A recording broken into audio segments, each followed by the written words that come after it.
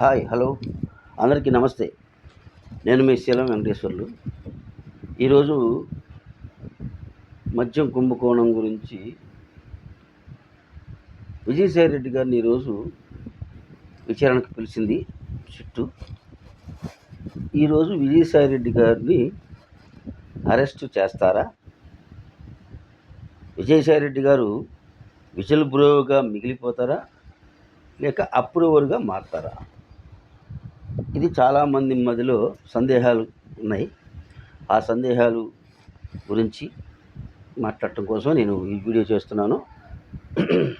మద్యం కుంభకోణం మనందరికీ తెలిసిందే. గత 3 నెలలుగా అనేక డిబేట్స్లో పాల్గొన్నాను, అనేక చర్చలు, మనం కూడా వీడియోలు కూడా 2-3 చేసాం. ఇప్పుడు ముఖ్యంగా ఏంటంటే మద్యం కుంభకోణం చాలా వరకు ఫైనల్ టచ్కి వచ్చినట్టుగా అనిపిస్తుంది. ఏంటంటే చెవిరెడ్డి భాస్కర్ రెడ్డి, అతని అనుచరుడు ఒకతను వెంకటేష్ నాయుడు, వారి పిఏలు, వీళ్ళందరిని అరెస్ట్ చేసిన తర్వాత చాలా విషయాలు, కొత్త విషయాలని బయటపడ్డాయి. మనందరికీ గుర్తుండే ఉంటుంది, చంద్రబాబు నాయుడు గారు 2024 ఎన్నికల ముందు ఆయన ప్రచారాలు చేస్తూ ఒక మాట వాడేవాడు పదే. ఏమనంటే, మద్యం డిజిటల్ పేమెంట్ చేయకుండా క్యాష్ తీసుకుంటున్నారు. ఆ క్యాష్ తీసుకొని వాళ్ళు కంటైనర్లో నేరుగా తాడేపల్లి పంపకపోతుంది. ఆ కంటైనరు సాయంత్రానికి పగలంతా అమ్మిన రాష్ట్ర వ్యాప్తంగా డబ్బంతా తాడేపల్లి పంపలేకపోతుంది. అది అంటే ఆయన ఏదో కళ్ళతో చూసినట్టుగా మాట్లాడుతున్నప్పుడు మా బోటోళ్ళు చాలామంది మేము నమ్మల. ఆయన ఏదో ఒక జనాలను కొంచెం ఆకర్షించడానికి చెప్తున్నాడు తప్ప అలా నేరుగా వాళ్ళ ఇంటికి ఎందుకు వెళ్తుందిలే అనుకున్నాం. కానీ గత 2-3 వారాల క్రితం మనం గమనిస్తే చాలా టీవీల్లో మనం చూస్తున్నాం. అంటే తాడేపల్లి జగన్మోహన్ రెడ్డి గారి ఇంటికి కాకుండా పక్కనే అది ల్యాండ్ మార్క్ అంట, అదేదో దానిలోకి పోతున్నాయి ఈ కంటైనర్లు. అంటే అందులో ఏమున్నాయో మనకు తెలియదు. ఆయన మాట ఇప్పుడు షూట్ అయింది అనేది నా భావన. కరెక్ట్గా ఆయన మాట అప్పట్లో ఆయనకి నిజమైన కరెక్ట్ ఇన్ఫర్మేషన్ ఉండే అన్నాడు కావచ్చు అనేది ఇప్పుడు మనకు వచ్చిన కన్క్లూజన్ చివరికి. ఇక అది పక్కన పెడితే చెవిరెడ్డి భాస్కర్ రెడ్డి గారి పాత్ర వీళ్ళందరిది ఏంది? ఈయన తిరుపతి తుడా చైర్మన్. ఈయనకి మంచి పలుకుబడి ఉంటుంది. అదిగాక ఆయనకంటూ ప్రత్యేకంగా 4-5 కాన్వాయ్ లాగా వాహనాలు ఉంటాయి, కార్లు. ఈయన వాళ్ళ వెంకటేష్ నాయుడు అనే అతని ద్వారా, ఈ పిఏల ద్వారా, వీళ్ళందరి ద్వారా ఈ యొక్క డబ్బుని, ఈ కంటైనర్లో ల్యాండ్ మార్క్ వచ్చిన డబ్బుని ఈయన కార్లలో ఎలక్షన్ ముందు సంగతి నేను చెప్తుంది. కొంత ఇక్కడ పెట్టారు, కొంత ఏమైనా హైదరాబాద్లో కూడా పెట్టారని రకరకాల వార్తలు వస్తున్నాయి. ఎక్కడి నుంచి అయినా సరే ఈయన అధికారిక వాహనాల్లో వాళ్ళ పిఏలు ఒక ఇద్దరు, ఇంకో కొంతమంది ఉంటారు కదా, అనుచరులు 100 మంది ఉంటారు వాళ్ళ ద్వారా ఒక్కొక్క నియోజకవర్గానికి 30 కోట్ల నుంచి 50 కోట్ల దాకా డబ్బు పంపమని పంపించారు. ఈ మద్యం ద్వారా పోగేసిన డబ్బుని ఇప్పుడు రాష్ట్ర వ్యాప్తంగా పోటీ చేసిన అభ్యర్థులు, ఓడిపోయిన అభ్యర్థులు కూడా, ముఖ్యంగా ప్రకాశం, నెల్లూరు జిల్లాల్లో కొంతమంది సీనియర్ నాయకులు కూడా ఉన్నారు వైసీపీలో పోటీ చేసిన వాళ్ళు.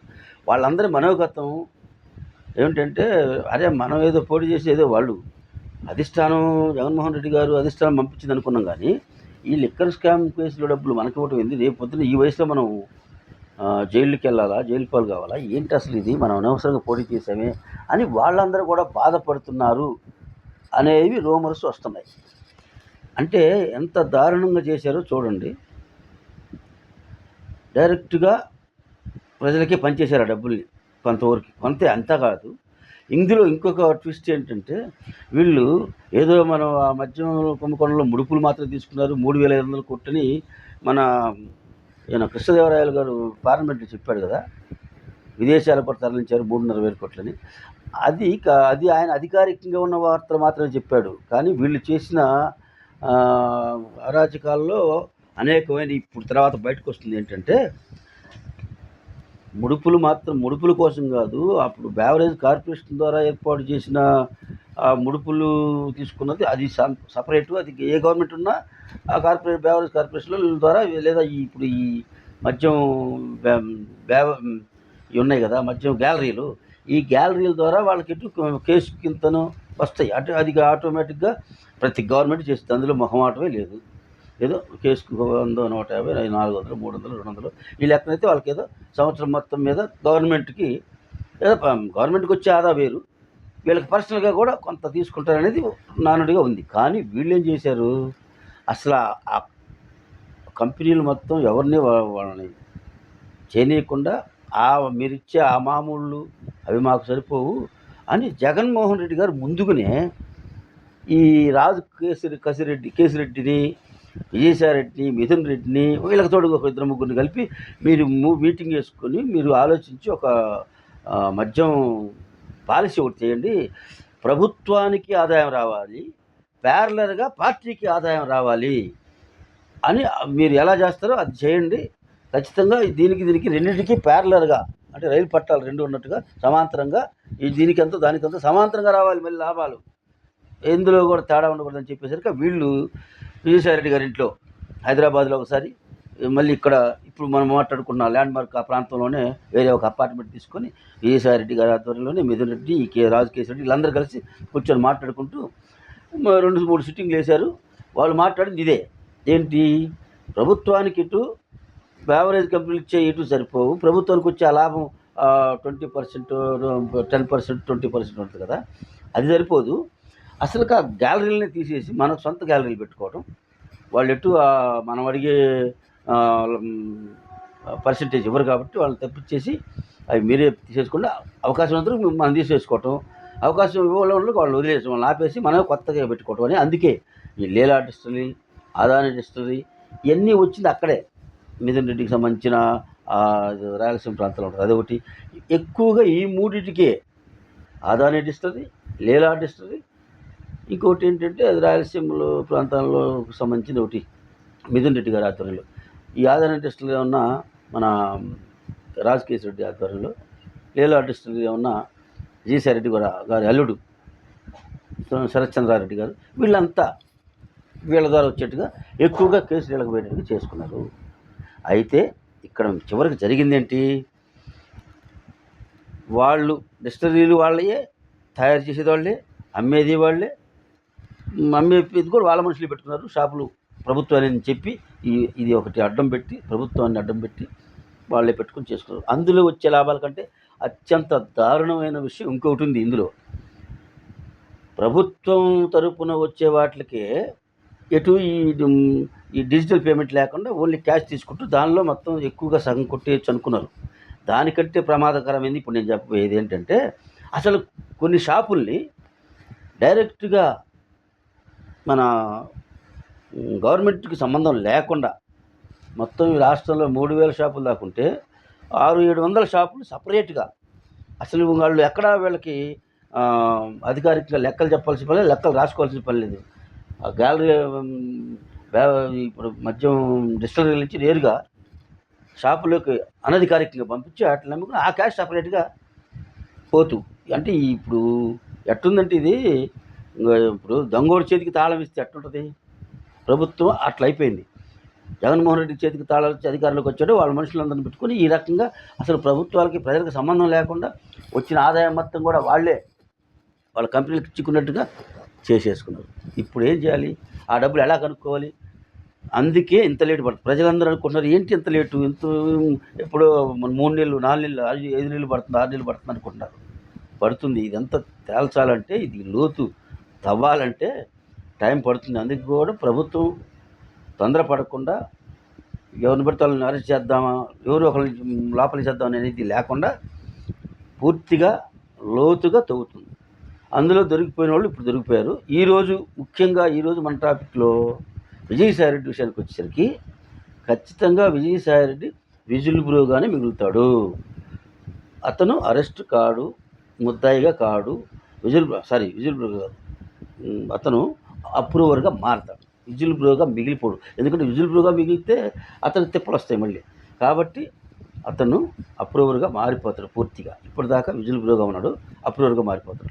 లేదంటే అసలు అప్రూవర్గా మారదలుచుకునే ఉద్దేశం లేకపోతే అతను ఆ పార్టీ నుంచి బయటికి రాడు. ఇదంతా బయటపెట్టి కొంతమంది ఫస్ట్ రాజు కసిరెడ్డి, అప్పుడు కేసిరెడ్డి అనేది తెలియక రాజు కసిరెడ్డి అనేవాళ్ళు అందరూ. ఆ రాజు కసిరెడ్డి పేరు చెప్పిందే అతని ద్వారానే ఇదంతా జరిగింది. ఎందుకు జరిగింది? ఆ 2 సిట్టింగుల తర్వాత ఇందులో ఇక ఇతను ఉంటే మళ్ళీ వాళ్ళ అల్లుడు చుట్టాలు పైపించి ఇతను మళ్ళీ ఇందులో బాగా పోతాయని చెప్పి ఇతను పక్కన పెట్టి మొత్తం ఇతను నమ్మకమే అంతకంటే ముందు ఎన్నికలకు ముందు 2 సంవత్సరాల నుంచే ఈశ్వర్ రెడ్డిని పక్కన పెడుతూ వచ్చారు.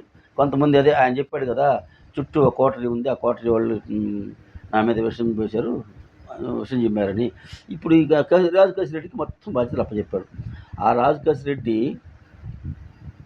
హైదరాబాద్లో ఎక్కడో టీ కొట్టు పోయి టీ తాగుతున్నప్పుడు అక్కడ కుర్రోడు పాపం టీ కొట్టులో పనిచేసే కుర్రోడు, నాకు కూడా ఏదన్నా పని ఉంటే చూడన్నా, ఈ టీ కొట్టులో వెళ్తే నాకు 500-600 వస్తుంది, కొంచెం మంచి ఏదైనా ఉద్యోగం లేకపోతే ఏదైనా పని చూడు, మంచి మీకు కంపెనీలు అవి ఉంటాయి కదా, ఏదైనా మీకు తెలిసిన వాళ్ళకి, మీరు ఇప్పుడు ఇటు ఆంధ్రప్రదేశ్లో ఇది తయారైన తర్వాత ఈ సిట్టింగ్లు అయిపోయిన తర్వాత కలిసాడంట అతను.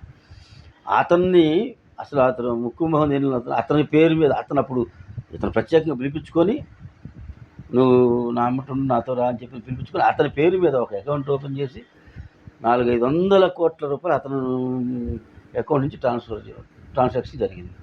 అంటే చూడండి, ఒక హోటల్లో పనిచేసేవాడిని కూడా తీసుకొచ్చి 100,000 కోట్లు అతని అకౌంట్లోకి తెప్పించి వీళ్ళు ట్రాన్సాక్షన్ చేసుకున్నారు. ఇది ఇంకా ఒక 6 నెలలు టైం పట్టిద్ది అనుకుంటున్నాను నేను, అంత తొందరగా తేలదు. కానీ బయటకైతే వస్తారు, శిక్షల దాకా కూడా పడతాయి అనేది నాకున్న సమాచారం. పూర్తిగా నేనేమో అందులో సిబిఐ లేకపోతే సిఐడి లేకపోతే సిట్ అధికారులు కాదు కాబట్టి మనం విశ్లేషిస్తున్నాం. తప్పకుండా ఇందులో తప్పు జరిగిందని మాత్రం కన్ఫర్మ్. ఈ చాలా నిర్ధారణలు మనకు కనపడుతున్నాయి కాబట్టి వీళ్ళు చేశారు, అందులో శిక్షలు పడతాయి. జగన్మోహన్ రెడ్డి దాకా పోదా ఆ సందిగ్ధం ఏమీ అక్కర్లేదు. జగన్మోహన్ రెడ్డి చెప్పకుండా వీళ్ళు ఎవరు చేసే అవకాశం లేదు. అందరూ చెప్పకపోయినా ఎవడో ఒకడు ఎక్కడో చోట దొంగనేవాడు ఏదో ఒక చోట సాక్ష్యాలు వదిలేస్తాడు. అది పోలీస్ డిపార్ట్మెంట్కు, సిఐడికో, అవసరమైతే సిబిఐ కూడా అప్పచెప్తారు తప్ప ఈ కేసులు ప్రభుత్వం కూడా అంత తేలిగ్గా వదిలేటట్టుగా నాకైతే కనపట్లేదు. మీకేమన్నా ఇంకా ఏమన్నా సమస్యలు లేకపోతే ఇంకా ఏమైనా అనుమానాలు ఏమైనా ఉన్నా, అది పాజిటివ్ అయినా నెగిటివ్ అయినా నాకు కింద కామెంట్లు కూడా పెట్టచ్చు. అందరికీ నమస్కారం. Thank you one and all అందరికీ.